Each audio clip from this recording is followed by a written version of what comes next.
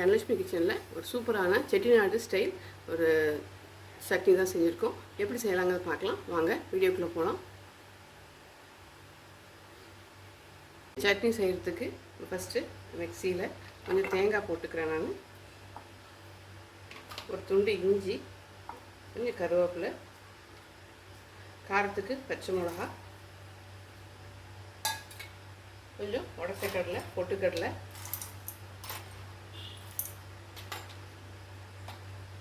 மல்லித்தலை, புதினா போட்டு ஃபஸ்ட்டு நம்ம இதை அரைச்சி எடுத்துகிட்டு வந்துடலாம். நம்ம வதக்க வேண்டியதை வதக்கிடலாம். நான் கடாயில் எண்ணெய் விட்டுருக்கேன். ஒரு பெரிய வெங்காயம் பெரிய சைஸு ஒன்று போட்டுக்கிறேன். இது கூடவே ஒரு 2 காஞ்ச மிளகா, கொஞ்சம் புளி போட்டிருக்கேன். இது ஃபஸ்ட்டு நம்ம நல்லா வதக்கி எடுத்துடலாம். இந்த ருசிக்கு தேவையான உப்பு கூட நம்ம போட்டுடலாம். ருசிக்கு தேவையான உப்பு போட்டு நம்ம எல்லாம் வெங்காயத்தை வதக்கி எடுத்துடலாம். வெங்காயம் நல்லா வதங்கிடுச்சு. நான் நல்லா ஒரு பெரிய சைஸ் தக்காளி 2 எடுத்துருக்கேன். நம்ம அதை போட்டு தக்காளி சாஃப்ட் ஆகிற வரைக்கும் இதை குக் பண்ணி எடுத்துடலாம். பாருங்கள், தக்காளி நல்லா சாஃப்ட் ஆகிடுச்சு.